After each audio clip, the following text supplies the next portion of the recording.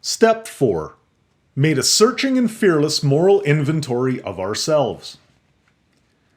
After we became honest enough to take the first step, open-minded enough to take the second, and willing enough to take the third, we were ready to confront step 4.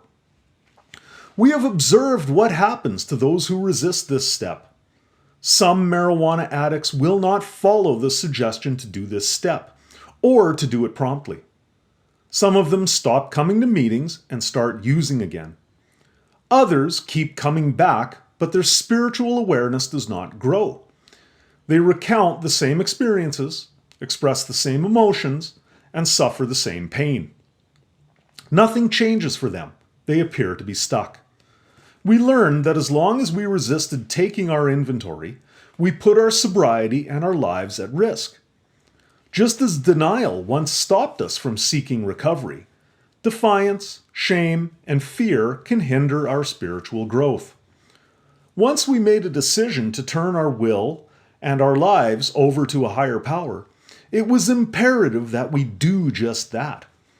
After all, the faith we acquired by taking step 3 meant very little if we did not follow it with immediate action. The disease of addiction impaired our ability to know ourselves and to be true to ourselves.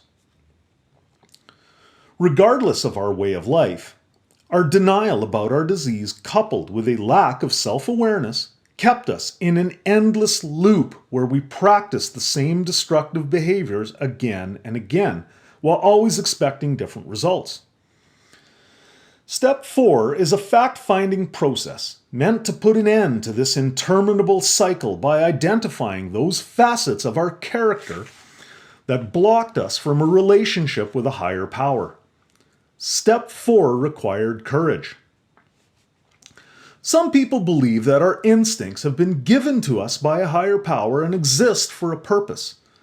A desire for material, emotional, and sexual security ensures our survival as a species. As addicts, we allow our healthy instincts to get out of control. These feelings drove us, dominated us, and ruled our lives. They became warped and exaggerated. The pursuit of these desires caused pain and suffering to the people in our lives. They, in turn, reacted, and we ultimately resented it.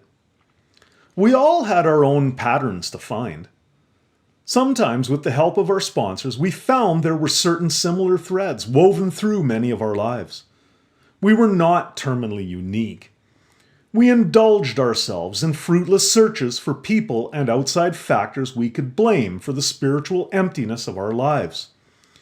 We alternated between blaming ourselves and blaming others. We were often quite childish. Our ability to experience emotions was impaired. We held on to resentments about the past, which prohibited us from embracing the present and living our lives to the fullest. Some of us were full of remorse and could not forgive ourselves for making mistakes. That is, we would not accept our humanity. We were full of fear. Those fears stopped us from doing what we needed to be done. Some of us were delusional. We lived in a private world that no one else shared. Perhaps we considered suicide, were otherwise depressed, or found ourselves unable to interact with other people. Maybe we were desperately alone.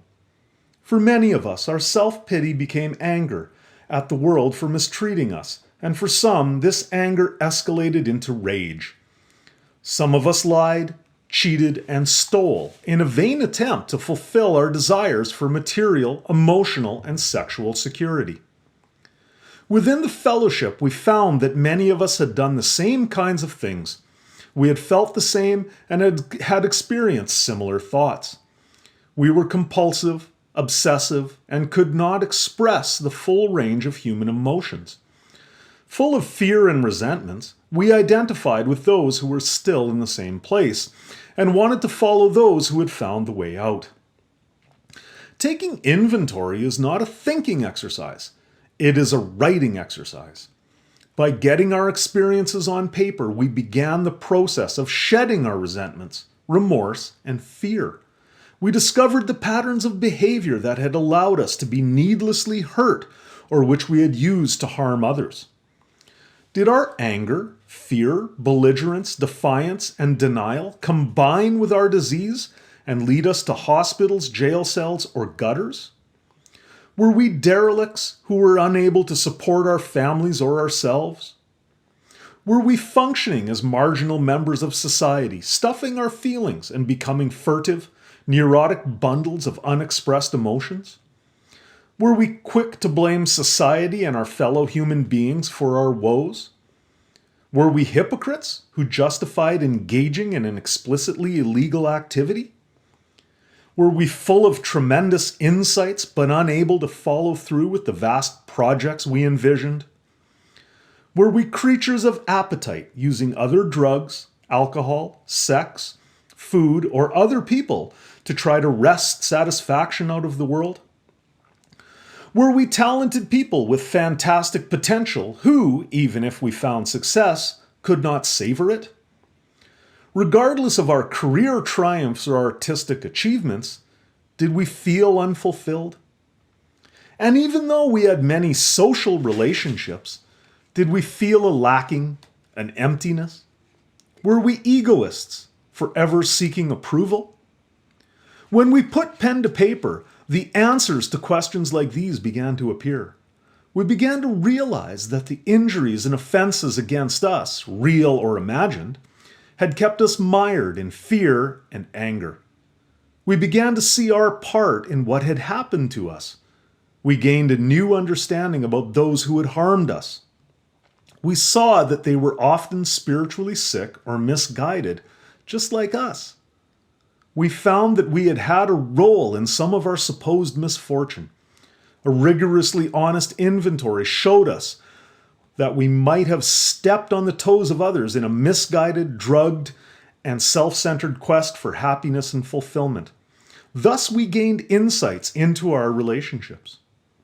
Many of us were afraid to start this process, but we finally became so uncomfortable that we had to do something. At this time, we sought guidance and direction from our sponsor. We did not have to take this journey alone. We asked our higher power for the willingness, strength, and courage to look at ourselves honestly, fearlessly, and thoroughly. We did this each time we sat down to write, whether it was one time or several. There are many ways to do the fourth step. It is not an autobiography. One suggestion follows.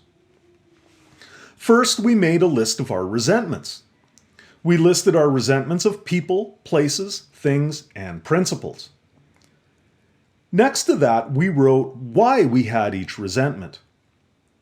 We then wrote down how it had affected us.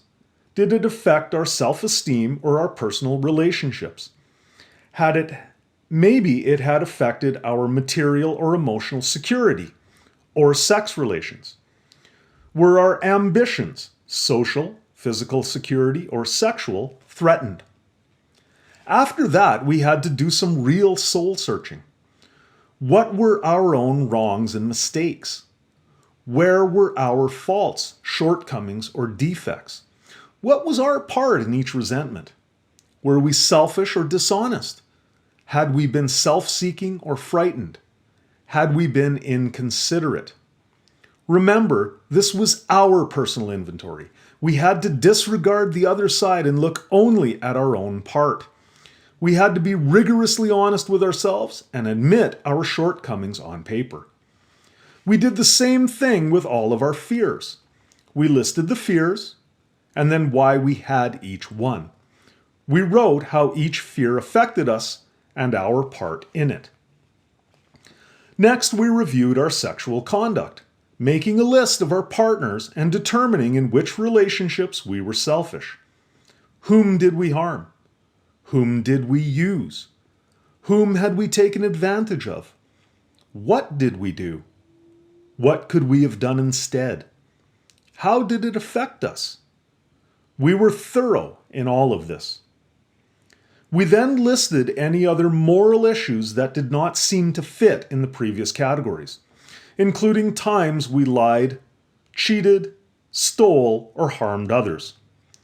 We also listed any secrets that we had not mentioned so far. Experience has taught us that we are as sick as our secrets. After we listed and analyzed our resentments, we began to realize that they no longer had as much power over us. We began to see that the negative traits and behaviors we had practiced, and may even have once enjoyed or regarded pleasurable, would no longer work in our lives. It became possible to face our fears with the help of our higher power. We knew what we were afraid of and why. In the instant that we faced our fears, we began to overcome them. After we took stock of our relationships, both sexual and otherwise, we began to look at these relationships differently and with less selfishness.